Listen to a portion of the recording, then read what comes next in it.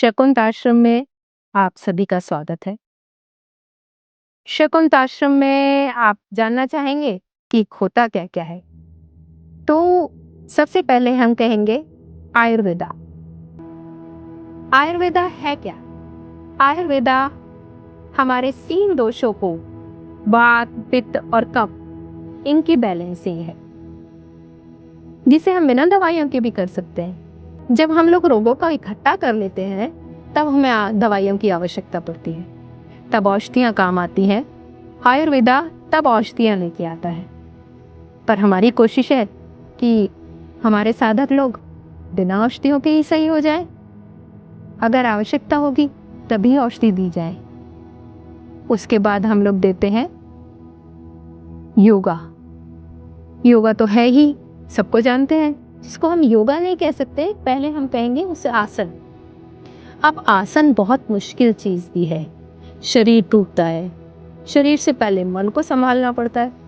तो उसके लिए एक बड़ी अच्छी तरीका बीके अयंगर जी ने निकाला। बीके अयंगर जी ने सपोर्ट योगा दिया है। जिसको भी आसन करने में तकलीफ है उसको प्रॉप्स के जरिए बहुत आसानी से करा दिया जाता है। बहुत सहज रूप से साधक उस आसन में जाते हैं, लेटे रहते हैं आराम से, यहाँ तक कि सो जाते हैं, पूरी नींद ले लेते हैं। तो अब फिर क्या परेशानी है? तो इसको हम कहते हैं योगा थेरेपी। उसके बाद हम आयुर्वेदा से कनेक्टेड अभ्यंगा, वस्ती, ये सब चीजें हैं उसमें। वो तो चाहिए ही ना, थोड़ी सी जब हम व्यायाम करेंगे तो थोड़ी सी मालिश, अभ्यंगा भी चाहिए ही चाहिए। फिर उसके साथ साथ जैसा हम सब जानते हैं कि संगीत एक ऐसा पक्ष है जो कण कण में बजता है। बस सुनने वाले कान चाहिए। हमारे हर पत्ते, हर फूल में एक संगीत है। उसी संगीत के जरिए सारे चक्रों को, कोशों को ऊर्जा दी जा सके और फिर साधक को जो एक रिलैक्स फील हो, एक विश्राम फील हो, एक उसको अंदर से जो एक सहजता और उसके अंदर का जो संगीत दबा हुआ है वो निकल के आए। जब उसकी लय अपने साथ बैठ जाएगी, उसे बाहरी संगीत की आवश्यकता ही नहीं, फिर उसके अंदर खुद संगीत बजता रहेगा। वैसे तो बहुत सारी चीजें हो सकती हैं करने के लिए। तो हम मड थेरेपी भी कर सकते हैं, बड़ी अच्छी चीज है। वापस मिट्टी की तरफ जाना। मिट्टी क्या नहीं है, हमारी माँ है। और यदि सन थेरेपी सोचें तो सूर्य स्नान, ये भी बड़ी खूबसूरत चीज है। साधकों, सूर्य की ऊर्जा ही हमें जीवन देती है। सूर्य के बिना जीवन की कल्पना ही नहीं है। बस अगर हम उसी में स्नान करें एक तरीके से, तो देखो हमारी ऊर्जा कहाँ पहुंचती है। खैर, इसके अलावा भी बहुत सारी चीजें हैं। और क्या चाहिए अंदर जुड़ने के लिए? मेडिटेशन, योगा, रीजनल, सीजनल खाना और ओरिजिनल। कोशिश हमारी यही है कि हम यही उसको पैदा करें, ऑर्गेनिक, जो कि आजकल का समय शब्द है ऑर्गेनिक। उसके साथ हम पैदा करें और खाएं, आपको भी खिलाएं। तो साधकों, कुछ बहुत नया नहीं है सब कुछ पुराना। बस अंतर शकुंत आश्रम का क्या है कि यहाँ एक कंफर्ट जोन में सब सुविधाओं के साथ, लग्जरी नहीं कह सकते, सुविधाओं के साथ रहते हुए हम उन चीज़ों को कर पाए, एक अच्छी गाइडेंस में कर पाए।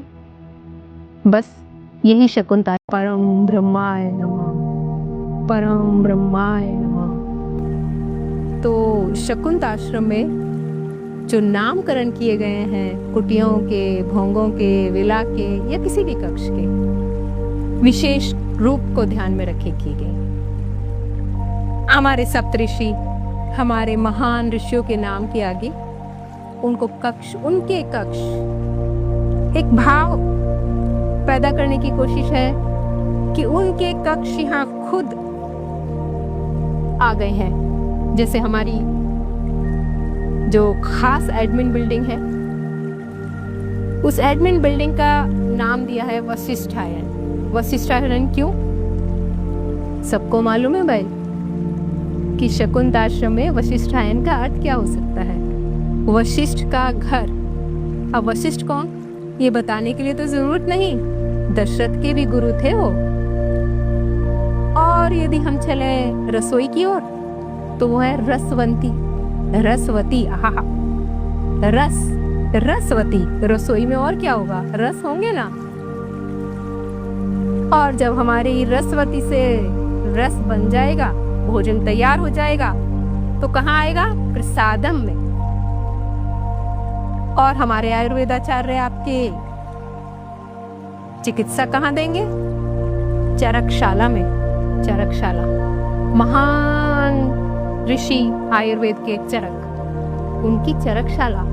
और इसी तरह से हमने गार्गी, गर्ग और कश्यप और जितने ऋषि हैं सबको यहाँ समाहित करने की कोशिश करी है। उनके सबके घर यहाँ उपस्थित हैं, उनके खुद के सदन यहाँ उपस्थित हैं। साधकों, शकुंत आश्रम में आपका स्वागत है। मैम, शकुंत आश्रम को आप पर्सनली कैसे देखते हैं और आपके लिए ये जगह क्या मायने रखती है? पर्सनल कनेक्शन तो ईंट ईंट से है और नहीं भी है, क्योंकि एक यात्रा के बाद आप ईंट, पत्थरों और दीवारों से नहीं जुड़ते हो। उस यात्रा के बाद आप किसी भी भौतिक चीज से जुड़ते नहीं हो। लेकिन ये साधन है, इनके बिना आप आगे की यात्रा भी नहीं कर पाओगे। तो ये साधन तो चाहिए ही चाहिए। इसलिए इसकी डिजाइनिंग पे भी थोड़ा बहुत हम लोगों ने काम किया कि भाई थोड़ा आर्किटेक्ट को उस तरह से रखा जाए कि आदमी को पीस में रहे, गार्डन उस तरीके से छोटे से छोटा बने, ज्यादा बड़ा ना हो, गाय हो, सब्जियां उग सकें, जिससे आदमी रीजनल और ओरिजिनल और सीजनल खा सके। लेकिन जहां तक पर्सनल कनेक्शन की बात है, तो पर्सनल कनेक्शन तो मैं यही कहूंगी कि साधक जनों की जो प्रत्याहार की क्रिया है, जिसमें वास्तव में बहुत कठिनाई होती है। आदमी बार बार बार बार एक यात्रा को करता है और फिर वापस वहीं आ जाता है। उस यात्रा में मेरी कोशिश है मैं कुछ सहायक बन सकूं, क्योंकि वो खुद यात्रा मैं कर चुकी हूँ और अभी भी कोई करके निमटता नहीं है। वैसे दुनिया में जब तक जी रहा है तो दुनिया कंटिन्यू हर पल अपने आप को चेक करना पड़ता है, हर पल अपने ऊपर चेक रखना पड़ता है। तो कोशिश यही है कि शकुंत आश्रम में साधकों की प्रत्याहार उनकी यात्रा को आसान कर सके।